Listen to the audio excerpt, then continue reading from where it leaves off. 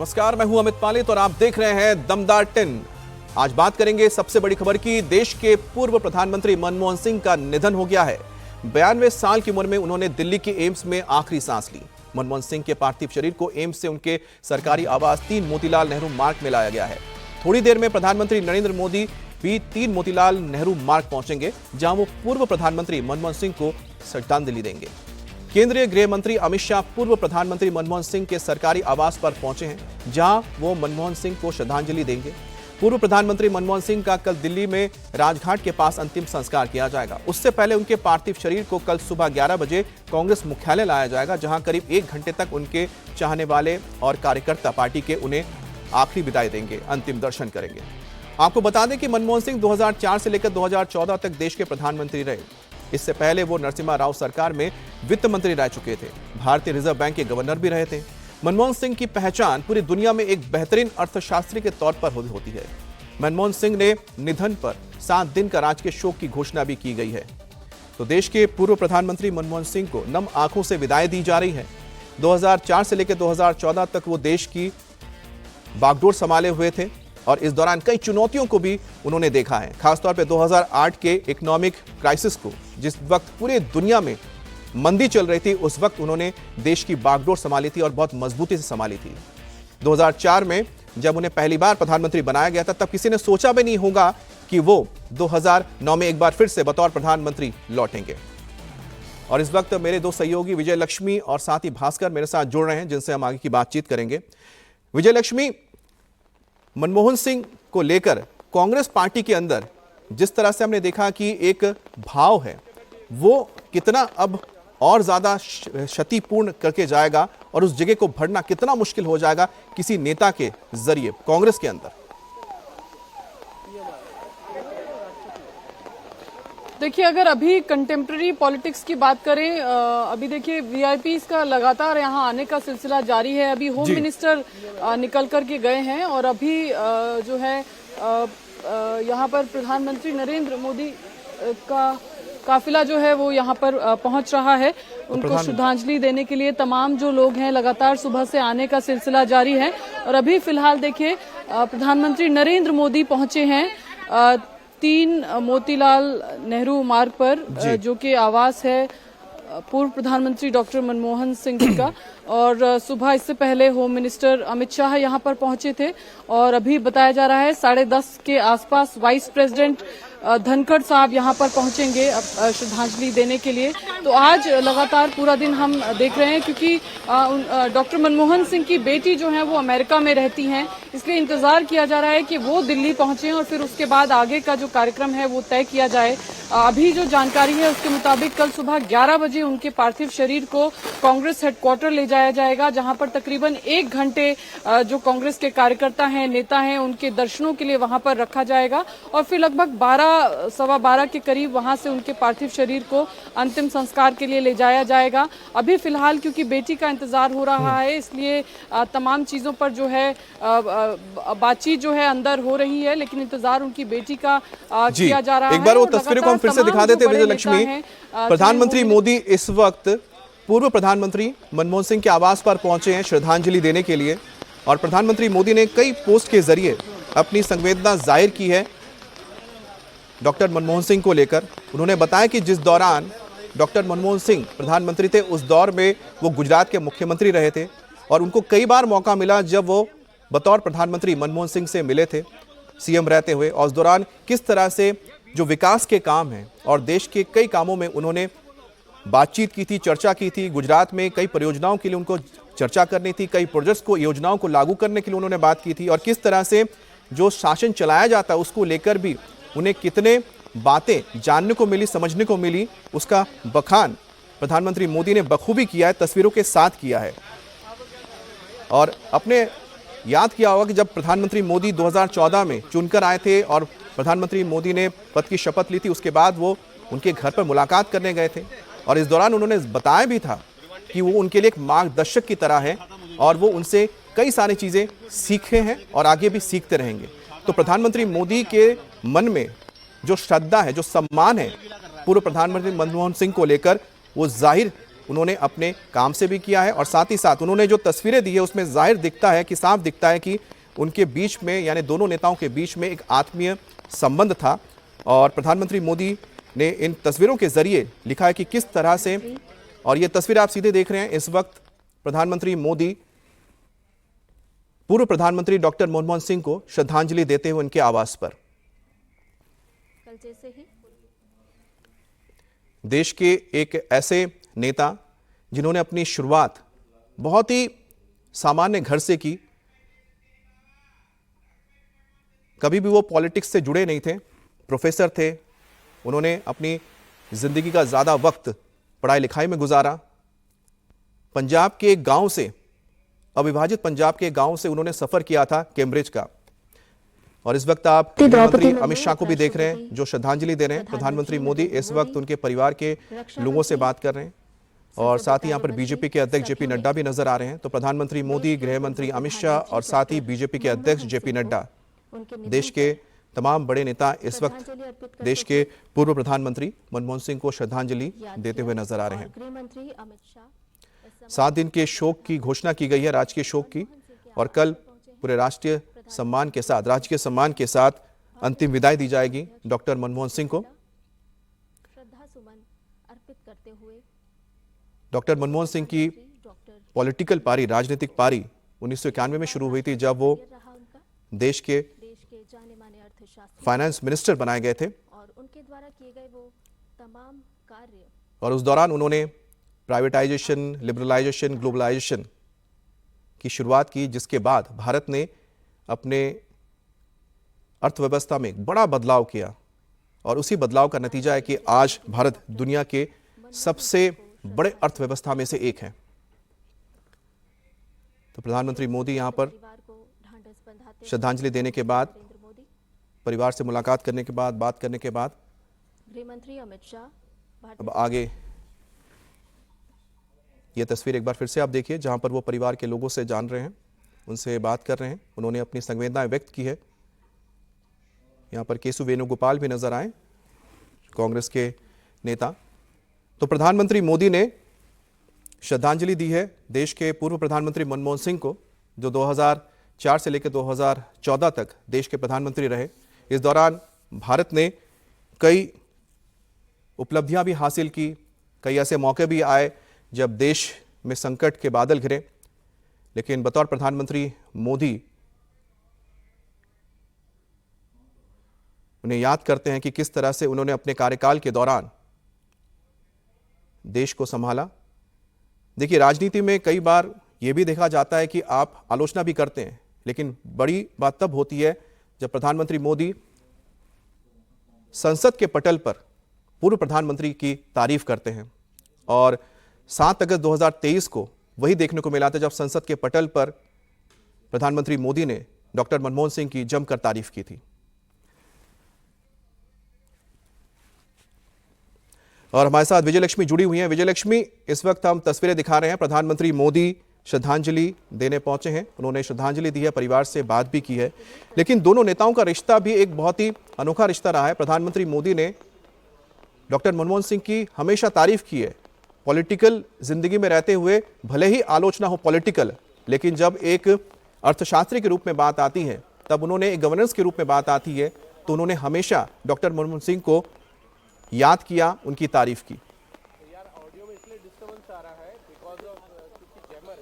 बिल्कुल अमित, क्योंकि राजनीति है तो यहाँ पर मुद्दों पर तो पक्ष विपक्ष एक दूसरे पर कटाक्ष करता ही है, लेकिन एक राजनीतिक जो शिष्टाचार की बात है उसमें अगर आप देखेंगे तो जब 2023 में पूर्व प्रधानमंत्री डॉक्टर मनमोहन सिंह राज्यसभा पहुंचे थे, क्योंकि एक इम्पॉर्टेंट बिल पर वोटिंग होनी थी, इसलिए कांग्रेस ने इंश्योर किया था कि उनके तमाम नेता जो हैं वो मौजूद हों, ताकि जब डिवीजन हो वोटों का तो कांग्रेस पार्टी के पास संख्या बल हो। इस लिहाज से काफ़ी कमज़ोर भी थे उस समय डॉक्टर मनमोहन सिंह व्हीलचेयर पर पहुंचे थे और उसी दौरान प्रधानमंत्री नरेंद्र मोदी ने उनको लेकर के कुछ टिप्पणियां की थी, उनको लेकर के उनकी प्रशंसा एक तरीके से उनकी पॉलिसीज और उनकी स्कीम्स की। हालांकि उनके कार्यकाल की अगर आप बात करें तो उसको लेकर के जरूर आलोचना उनकी हुई, लेकिन निजी तौर पर अगर देखा जाए, एक इकोनॉमिस्ट के तौर पर देखा जाए, उनके रिफॉर्म्स को देखा जाए तो उनकी तारीफ लगभग सभी ने की, क्योंकि एक बड़े इकोनॉमिक रिफॉर्मर के तौर पर उनको देखा जाता है। 1991 में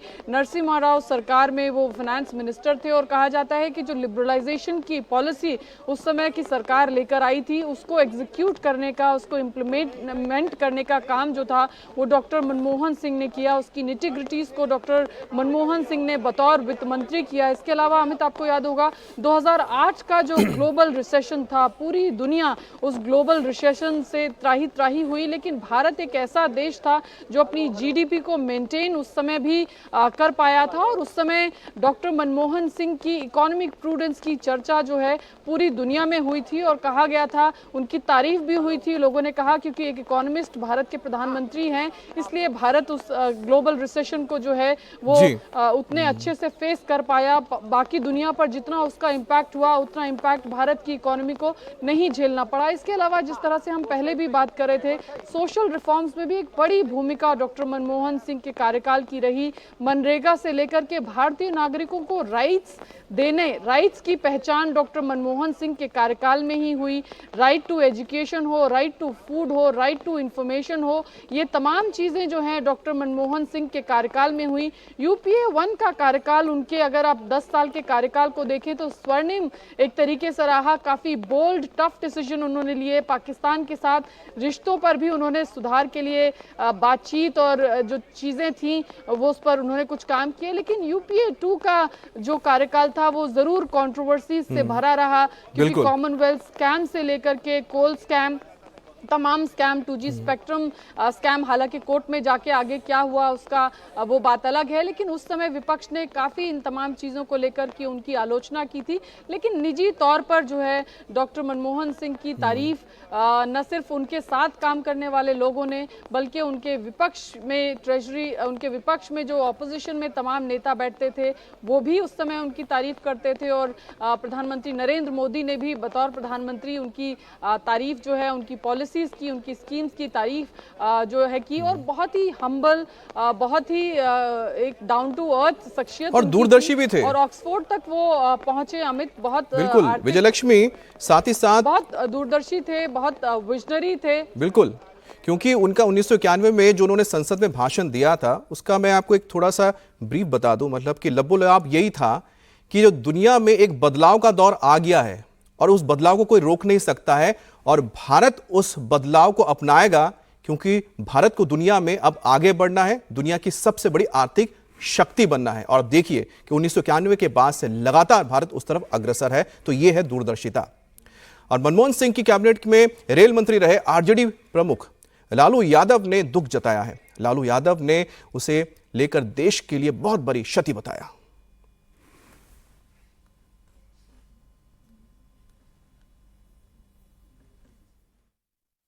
देश के लिए बहुत बड़ा क्षति हुआ है। डॉक्टर मनमोहन सिंह ईमानदार, निष्ठावान, इस तरह का नेता बिरले ही मिल सकता है जिस पर कोई आरोप नहीं लगा हो, कुछ नहीं लगा। मंत्रिमंडल में मैं उन्हीं के मंत्रिमंडल में मंत्री था, उनके नेतृत्व में, और उनका बहुत बड़ा सहयोग हमको मिला जब हम रेल मंत्री थे। उनका निधन का समाचार सुन करके गहरा आघात लगा है। ईश्वर से प्रार्थना करते हैं कि उनकी मृत आत्मा को, उनके सोल को शांति प्रदान करें। और पूर्व प्रधानमंत्री मनमोहन सिंह के निधन पर कांग्रेस नेता संदीप दीक्षित ने भी दुख जताया है। संदीप दीक्षित ने मनमोहन सिंह की नीतियों की तारीफ की। मनमोहन सिंह के साथ अपनी फैमिली के रिश्तों को भी उन्होंने किस तरह से देखा है उस बारे में बताया। पूर्व प्रधानमंत्री मनमोहन सिंह हमारे साथ नहीं रहे क्या यादें साझा करने की कोशिश आज करेंगे आप? देखिए, यादें बहुत हैं, बहुत सी यादें उनकी नीति निर्माण को, आर्थिक व्यवस्था को लेकर हैं, पर वो तो सब चर्चा करेंगे। मैं एक निजी बात ही ज्यादा करना चाहता हूँ। देखिए, एक तो हमें अच्छा लगा कि जब शीला जी इसी घर में रहती थी, उसके बाद डॉक्टर साहब आए, तो हमको लगता था कि रियली में समबडी वर्दी has come into the house, जो एक जैसे हम समझ लीजिए अपना घर मानते थे। और तो घर की यादें हैं, और मुझे याद है 2-3 बार उनको मैं यहाँ मिलने भी गया था, और वो कहते भी थे कि संदीप, मैं शीला जी के घर में आया हूँ, बड़ा अच्छा लगा कि उनके घर में, क्योंकि एक इनका व्यक्तिगत रिश्ता भी था। हम लोग डॉक्टर मनमोहन सिंह जी को पारिवारिक रूप से जानते हैं 72, 73, 74 से। मेरे पिताजी IAS में होते थे, कॉमर्स मिनिस्ट्री में थे, और तब जो इंटरनेशनल ट्रेड एग्रीमेंट्स होते थे WTO के बहुत पहले, उसको लीड किया करते थे डॉक्टर मनमोहन सिंह, और उसमें हमारे पिताजी कई बार अंतर्राष्ट्रीय ट्रिप्स में उनके साथ गए। तो स्वाभाविक है, हम लोग तो छोटे थे भाई, पापा के साथ जो जाएंगे वो हमारे भी जान पहचान के हो जाते थे।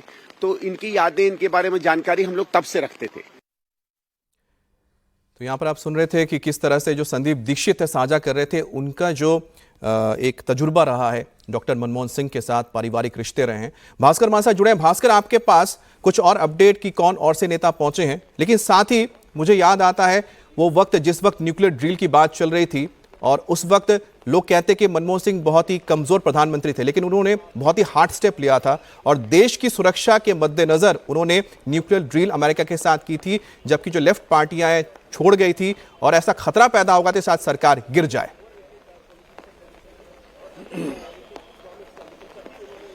और देखिए, अभी और एक एक करके जो डिग्निटरीज हैं वो आएंगे। उपराष्ट्रपति और राष्ट्रपति का भी आने की खबर है यहाँ पे, उस हिसाब की तैयारी भी की गई है। जहां तक मनमोहन सिंह के कार्यकाल की बात करें, तो जो पहला कार्यकाल था उनका 5 वर्ष का, वो न सिर्फ आर्थिक बल्कि जो आम नागरिक है उनके जीवन को सुदृढ़ करने के लिए, उनको शक्ति प्रदान करने वाले तमाम ऐसे बड़े फैसले लिए गए। और इसके साथ साथ जो बाद में कहा जा रहा था कि वो सरकार कमजोर थी, तो उस सरकार की मजबूती क्या थी उसका एक उदाहरण है सिविल न्यूक्लियर डील। जबकि उनके सहयोगियों ने समर्थन वापस ले लिया, उसके बावजूद भी वो डील हुआ। वो कितना जरूरी था देश के लिए, वो तब मनमोहन सिंह और उनकी सरकार को पता था। तो इस लिहाज से कह सकते हैं कि मनमोहन सिंह के कार्यकाल को जो इस हिसाब से देखते हैं कि एक कमजोर सरकार थी, तो उसका एक उदाहरण है कि कितनी मजबूती से ये फैसला लिएगा। दूसरी जहां तक बात आपने की कि उनके कार्यकाल और उनके संबंध, प्रधानमंत्री मनमोहन सिंह ने जो तारीफ की है वो एक तरफ, आप देश के किसी भी नेता या किसी भी पार्लियामेंट्रियन से बात कीजिए, पूर्व प्रधानमंत्री मनमोहन सिंह का जो कंडक्ट था पार्लियामेंट में, 32-33 साल वो राज्यसभा के सांसद रहे, एक नजीर उन्होंने प्रस्तुत की है। जब कभी भी संसद में हो हंगामा हो, और उस वक्त पूर्व प्रधानमंत्री मनमोहन सिंह का वो कैरेक्टर आपको नजर आएगा कि 33 साल के संसदीय इतिहास में उनका क्या कैरेक्टर था पार्लियामेंट में, देश के सर्वोच्च पद पे रहने के बाद भी, और देश के सबसे बड़े आर्थिक सलाहकार से लेके वित्त मंत्री रहते हुए भी उनका जो कैरेक्टर था वो दिख रहा था। तो कोई भी ऐसा क्षेत्र नहीं, देखिए भास्कर, चाहे अमेरिका के साथ न्यूक्लियर ड्रिल हो, जो ये बताता है कि कितने मजबूत प्राइम मिनिस्टर थे मनमोहन सिंह, जिन्होंने देश के हित में एक बहुत बड़ा फैसला लिया था। उसी तरह से 1991 में जब वो फैसला ले रहे थे लिबरलाइजेशन को लेकर, ग्लोबलाइजेशन को लेकर, यानी कि भारत के मार्केट को खोलना, वो भी इतना आसान नहीं था विजयलक्ष्मी, क्योंकि उस दौर में जिस तरह के हालात थे, प्राइवेटाइजेशन को वहां पर सरकार की ओर से मंजूरी देना अपने आप में एक बहुत बड़ा चैलेंज था कि देश इसको किस तरह से लेगा, जो देश के साथ जो दूसरे विपक्षी पार्टियां हैं वो इसको किस तरह से लेगी पॉजिटिवली। बिल्कुल, और उस समय इंडियन इंडस्ट्रीज के हित को इंश्योर करना, इंडियन इंडस्ट्रीज के इंटरेस्ट को इंश्योर करना, जब आप ग्लोबलाइजेशन में कदम रख रहे हैं, आप अपनी इकोनॉमी को खोल रहे हैं, ये बड़ा चैलेंज था। ये एक दो तरफा चैलेंज होता है कि एक तो आप दुनिया के लिए अपने दरवाजे अगर आप खोलते हैं, तो फिर आपके ऊपर भी आता है कि आप अपनी इंडस्ट्री को कैसे सेफ्टी देंगे, कैसे प्रोटेक्ट करेंगे। ये काम था बतौर finance minister doctor Manmohan Singh ने जो किया 90s के एरा में, जिसके लिए उनकी जो उनका इकोनॉमिस्ट, जो उनका प्रूडेंस है इकोनॉमी का, वो एक तरीके से काम आया और उसको याद किया जाता है। जाता है कि कैसे वो जो लिबरलाइजेशन है, अगर डॉक्टर मनमोहन सिंह जैसे फाइनेंस मिनिस्टर नहीं होते नरसिम्हा राव सरकार में, तो शायद उसको उतनी बखूबी से इम्प्लीमेंट नहीं किया जाता जितनी बखूबी से किया जा सका, क्योंकि डॉक्टर मनमोहन सिंह इकोनॉमी के जानकार थे, ऑक्सफोर्ड से पढ़े थे और काफ़ी उनका अपना अनुभव बतौर आरबीआई गवर्नर, बतौर जो तमाम उन्होंने चीज़ें की उससे था, जिसका असर भी नजर आया उनकी तमाम पॉलिसीज में। और शायद जो सोशल रिफॉर्म्स भी अमित हमने देखे उनके कार्यकाल में, वो शायद उनकी, क्योंकि बहुत नीचे से पहुंचे थे ऊपर, ऑक्सफोर्ड तक का सफर बहुत आसान नहीं था डॉक्टर, और जो उनकी जो समझ थी, क्योंकि वो गांव से निकले, वो लाइट में बैठ करके वो पढ़ाई विदेशी यूनिवर्सिटी तक गए, और शायद यही वजह थी कि वो जानते थे कि आखिरकार भारत को अगर आर्थिक रूप से मजबूत करना है तो शुरुआत बहुत नीचे से करनी होगी। और जब वो प्लानिंग कमीशन के उपाध्यक्ष थे, उस वक्त भी उन्होंने राजीव गांधी के सामने बहुत मुखर होकर बातें रखी थी कि सबसे पहले गांव और देहात में विकास होना जरूरी है, किसानों को मजबूत करना जरूरी है, तभी देश आगे प्रगति की ओर बढ़ेगा। और यही खूबी थी मनमोहन सिंह की, जिसने उन्हें प्रधानमंत्री के पद तक पहुंचाया है। तो लगातार हम आपको बता रहे हैं कि अब से थोड़ी देर पहले की तस्वीर है जब प्रधानमंत्री मोदी ने श्रद्धांजलि दी, लेकिन रॉबर्ट वाड्रा ने भी डॉक्टर मनमोहन सिंह को श्रद्धांजलि दी है। उनका क्या कहना है, किस तरह से वो याद करते हैं डॉक्टर मनमोहन सिंह को, आपको सुनाते हैं। Economically for the country as well as for financial matters, I really feel I had an interaction with him where I found he was very humble in his way. He was very real. It was not about optics. It's not what is happening today with the Prime Minister we see today, but he was real, grounded, humble, and he spoke for the people. He had a lot of knowledge about economy and financial matters, and the country prospered at that time with Dr. Manmohan Singh.